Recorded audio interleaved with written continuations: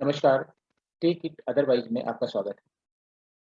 RBI ने एक नया रूल बनाया है, जो 1 अक्टूबर 2021 से इफ़ेक्टिव होगा और उसके अनुसार ऐसे सभी एटीएम पर जो कैश आउट हो जाएँगे, उन पर आरबीआई पेनल्टी लगाएगा। वैसे तो इसका ग्राहकों से कोई सीधा संबंध नहीं है, लेकिन फिर भी ग्राहकों से संबंधित एटीएम निकासी को लेकर बहुत सारे रूल वैसे ही बदल दिए गए हैं। हम एनालाइज़ करते हैं कि इसका इम्पैक्ट क्या पड़ेगा पूरे बैंकिंग इंडस्ट्री पर, एटीएम की एफिशिएंसी पर और कैसे बैंक जो ऑलरेडी स्ट्रेस्ड हैं, एटीएम का परिचालन, क्या प्रभाव पड़ेगा? और इससे पहले कि हम ये डिस्कस करें, ये देखते हैं कि प्रत्येक बैंक के पास कितने एटीएम हैं, भारत में जो एटीएम फंक्शन कर रहे हैं, उनकी क्या संख्या है, किस बैंक के पास कितने एटीएम हैं।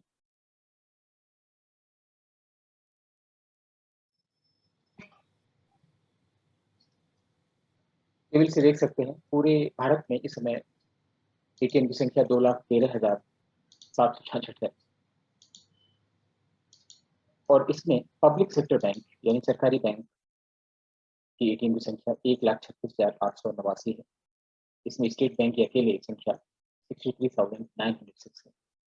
आप समझ सकते हैं कि जो पब्लिक सेक्टर बैंक के एटीएम्स हैं, उसमें आधे से भी अधिक स्टेट बैंक के एटीएम हैं। और इसके बाद नंबर आता है पीएनबी का, जिसके एटीएम की संख्या है 13,690 और फिर कैनरा बैंक 13,124। और अगर हम प्राइवेट बैंक की संख्या पर नजर डालें, तो हम देखते हैं प्राइवेट बैंक के कुल एटीएम 73,000 है, 73,750 है, जिसमें सबसे अधिक आईसीआईसीआई बैंक के पास है और उसका नंबर है 16,830। उसके बाद में एक्सिस बैंक के हैं 16,805, तीसरे नंबर पर एचडीएफसी बैंक है 14,970 और फिर इसके इन 3 बैंकों के बाद में नंबर अचानक बहुत कम हो जाता है, आईडीबीआई बैंक के पास 3,382 है। तो ये प्राइवेट बैंक की पोजीशन है और अगर हम एनालाइज़ करें कि आगे इसमें क्या पोजीशन बनने वाली है इस पेनल्टी से, तो हमें एटीएम की संख्या पर ध्यान देना है। हमने देखा कि स्टेट बैंक की एटीएम की संख्या सबसे ज़्यादा है, लगभग 64,000 है और पब्लिक सेक्टर बैंक में लगभग आधी संख्या है। लेकिन अगर हम इस नंबर को इन सभी बैंकों द्वारा इश्यू किए गए एटीएम कार्ड के हिसाब से देखें, तो शायद स्टेट बैंक का नंबर भी बहुत बड़ा नंबर नहीं दिखाई पड़ता है। स्टेट बैंक ने जून के अंत तक जो टोटल एक्टिव कार्ड है, एटीएम कार्ड, उनका नंबर 29 करोड़ से भी अधिक है। 29 करोड़, बहुत बड़ा नंबर है। और बाकी बैंक हैं, उनका नंबर इतना ज़्यादा नहीं है। स्वाभाविक रूप से क्योंकि स्टेट बैंक के कस्टमर्स की संख्या लगभग 46 करोड़ से ऊपर ही होगी और उसके सापेक्ष अगर 29 करोड़ कार्ड हैं, तो नंबर ठीक है। इसमें ये हो सकता है कि कुछ लोगों ने एक से अधिक कार्ड ले रखे हैं और बहुत से लोगों ने कार्ड नहीं ले रखे हैं, ये हो सकता है। लेकिन 29 करोड़ कार्ड के सापेक्ष अगर 64,000 एटीएम लगे हुए हैं और इस हिसाब से अगर हम इनका औसत निकालें, तो स्टेट बैंक के केस में ये औसत आता है 4,551 कार्ड्स के लिए एक एटीएम। और अगर हम पूरी बैंकिंग इंडस्ट्री के लिए देखें, तो ये औसत कम आता है, ये औसत है 4,238 कस्टमर्स के लिए एक एटीएम। तो कहाँ कैसे एटीएम है? अगर हम अ, देखें पब्लिक सेक्टर बैंक में, तो जहाँ बैंक ऑफ बड़ौदा ने 6.67 करोड़ कार्ड इशू किए हैं और उसका नंबर जो एटीएम कार्ड का नंबर एटीएम्स का नंबर है 11,637 है। तो उसके यहाँ जो औसत आया है पर एटीएम कितने कार्ड होंगे, 5,737 नंबर आता है।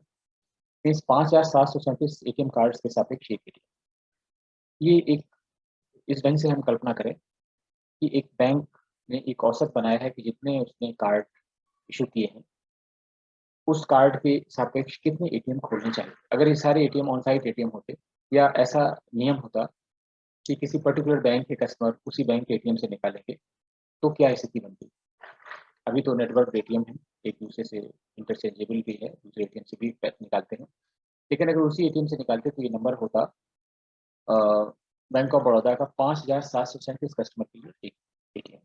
इसी तरीके से नंबर हर एक का अलग अलग है, कम ज़्यादा है, लेकिन जो पब्लिक सेक्टर बैंक में सबसे खराब सिचुएशन है वो बैंक ऑफ इंडिया और सेंट्रल बैंक की है, जहाँ पर लगभग 7,803 कार्ड के सापेक्ष एक एटीएम इन लोगों ने लगाया है।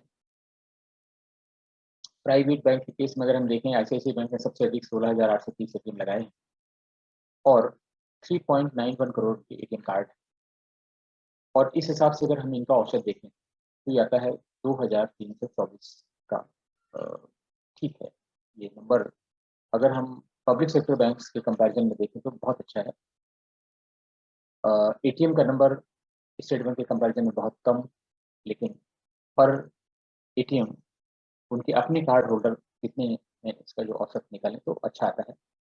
एक्सिस बैंक ने 2.43 करोड़ कार्ड इशू किए हैं और उसके सापेक्ष 16,805 इनके एटीएम लगे हैं, तो इनका नंबर आता है 1,447। ये बहुत अच्छा नंबर है एक्सिस बैंक के केस में।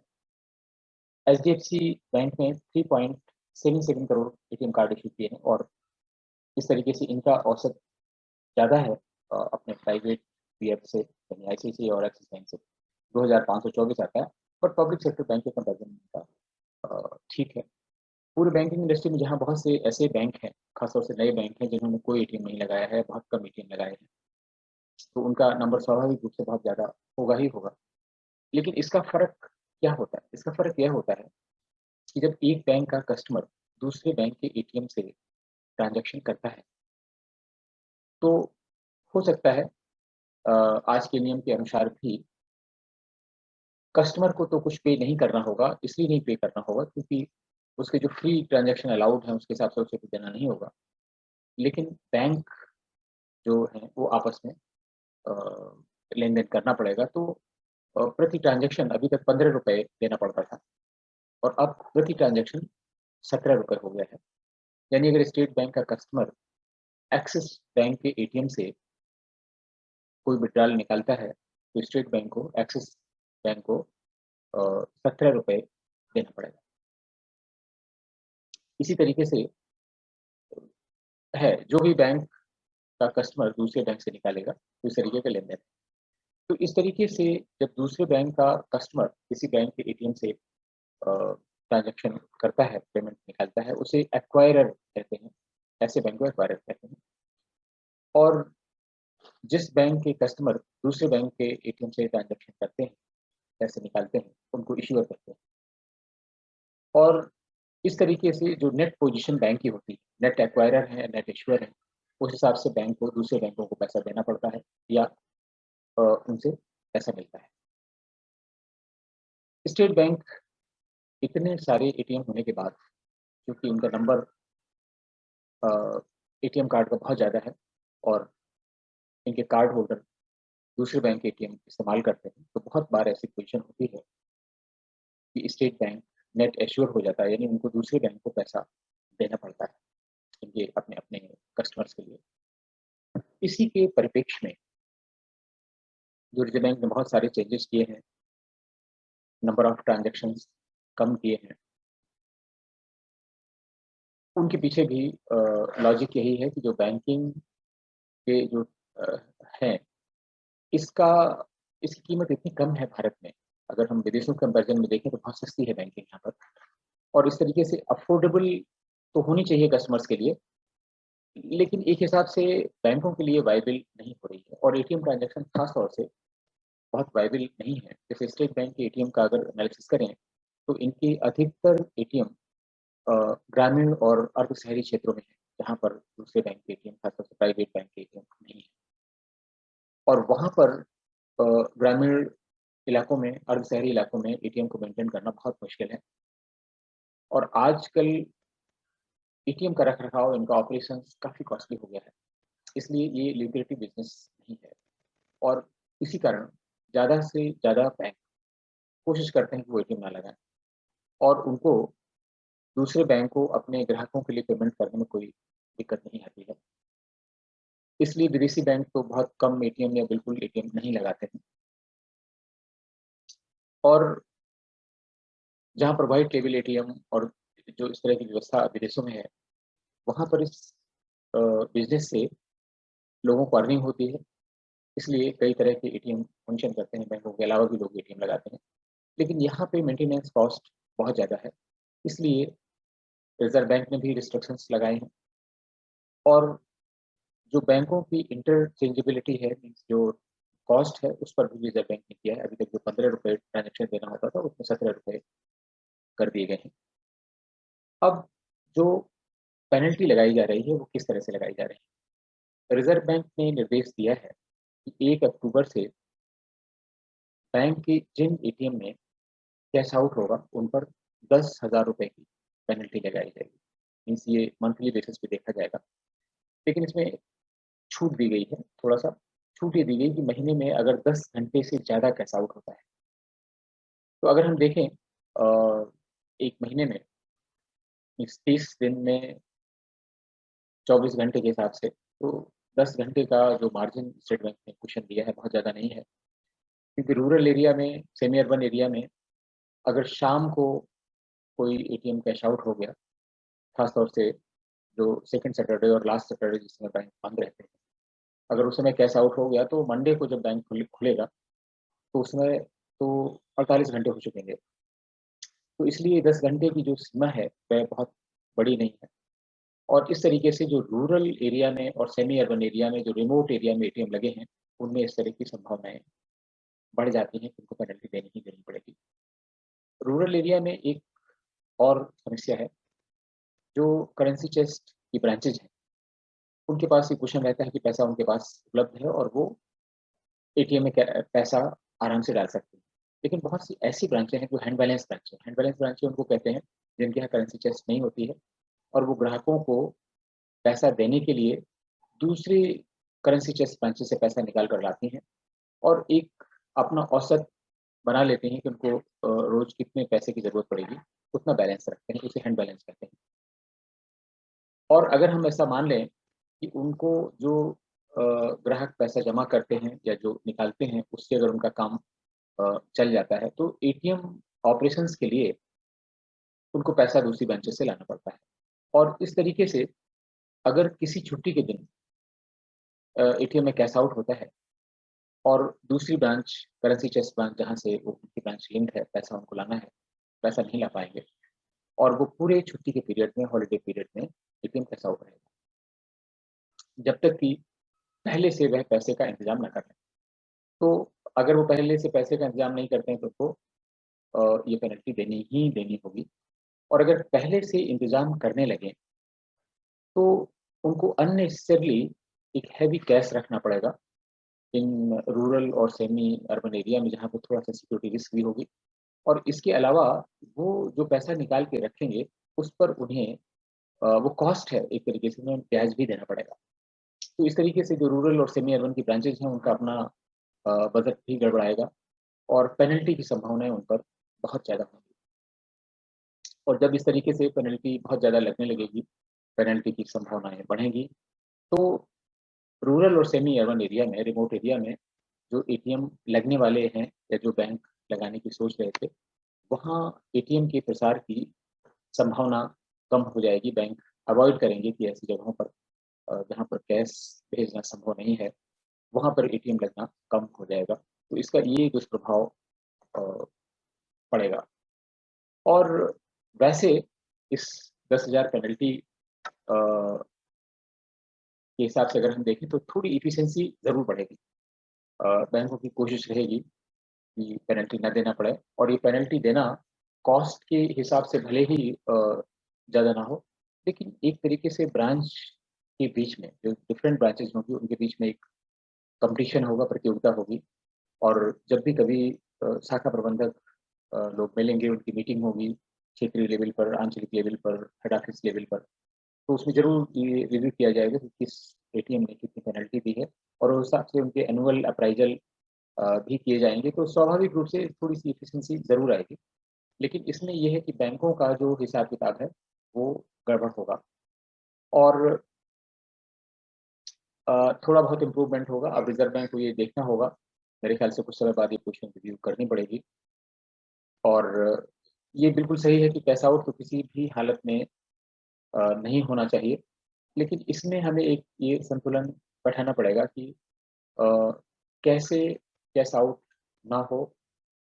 अगर ये कैश आउट से बचना है तो इसमें बहुत सारी चीज़ें जिसे जुगाड़ कहते हैं, जुगाड़ के तरीके से आ जाएँगी। मेरा अपना अनुभव है जब मैं क्षेत्रीय प्रबंधक था, तो बहुत सी ऐसी शाखाएँ थीं जिनका स्टाफ अ, सैटरडे को घर जाता था या छुट्टी में चला जाता था और उस छुट्टियों में अगर कैश आउट हो जाता है और स्टाफ जो की होल्डर्स हैं, वो दूर के रहने वाले हैं, तो स्वाभाविक रूप से उनका आना संभव नहीं होता था। अ, ऐसे में एटीएम या तो कैश आउट रहेगा और या फिर जो जॉइंट कस्टोडियन है, जो कैश के कस्टोडियन हैं जिनको रखना है, उनको बहुत अटेंटिव रहना पड़ेगा, उनको सेंटर पे रहना ही पड़ेगा, सेंटर नहीं छोड़ सकते हैं। इससे बचने के लिए इसमें कुछ न कुछ जुगाड़ करेंगे, जुगाड़ ऐसी होगी हमने देखा कि कैश आउट से बचने के लिए उन्होंने क्या किया, छोटा थोड़ा-सा कैश छोड़ दिया और कोई दूसरी फ़ॉल्ट हो गई, कैश हैंडलर फ़ॉल्ट हो गई, यानी नोट फँस गया या इस तरह की कोई प्रॉब्लम आ गई, कम्युनिकेशन की प्रॉब्लम आ गई और अगर पेनल्टी सिर्फ़ कैश आउट पे लगनी है, फेल्योर कम्युनिकेशन का है लीज़ लाइन कट जाती है, वी-शेड खराब हो जाता है, तो फिर ये देखना पड़ेगा पेनल्टी नहीं लगेगी। तो शाखाएँ इस बात के लिए भी प्रेरित होंगी कि वो बजाय कैश आउट करने के कोई दूसरा कारण उसका दिखा दें, कैश उसमें दिखाई पड़े। आजकल ऐसे मॉनिटरिंग टूल हैं जिनके द्वारा लाइव अपडेट मिल जाते हैं कि किस एटीएम में कितना पैसा रखा हुआ है और कौन-सा एटीएम किस कारण बंद रहा है। लेकिन ये तो एक मैकेनिकल चीज़ है, ये पता लगाने की चीज़ है कि किस एटीएम में क्या प्रॉब्लम थी, किस लिए बंद रहा। लेकिन अगर वो प्रॉब्लम कर दी जाएगी, कम्युनिकेशन की प्रॉब्लम है राउटर का इश्यू आ गया, यूपीएस की प्रॉब्लम आ गई, तो अल्टीमेटली ये जब आपका कनेक्टिविटी ही नहीं रहेगी, तो ये मॉनिटरिंग भी संभव नहीं हो पाएगी। लेकिन कैश दिखाई पड़ेगा। तो इन सब चीज़ों का कितना फ़ायदा होगा रिज़र्व बैंक निश्चित रूप से कुछ समय के बाद इन चीज़ों का स्टॉक लेगा और हमें ये मान के चलना चाहिए कि इसके फ़ायदे होंगे। इस नियम के पहले से ही रिज़र्व बैंक ने कुछ बदलाव और किए हैं एटीएम में।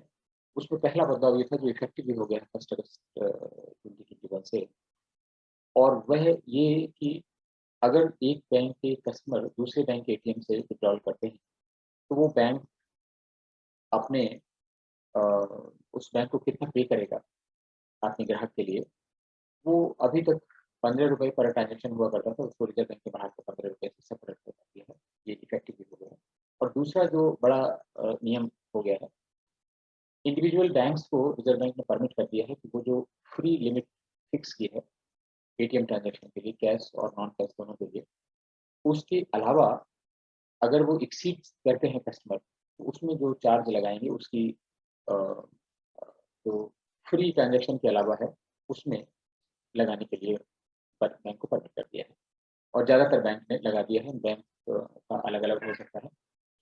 अब एक मोटे तौर पर जो बैंक के कस्टमर हैं, उनको अ, इस साल 31 दिसंबर तक जो फ्री ट्रांज़ैक्शन के ऊपर जितने भी ट्रांज़ैक्शन हो जाएँगे, फ्री ट्रांज़ैक्शन के अलावा अगर कोई ट्रांज़ैक्शन करते हैं, तो उस पर ₹20 प्रति ट्रांज़ैक्शन उन्हें देना होगा और 1 जनवरी 22 से ये इसका जो अमाउंट है बढ़ के 21 तक हो जाएगा, ये ग्राहकों को अफ़ोर्ड करना पड़ेगा।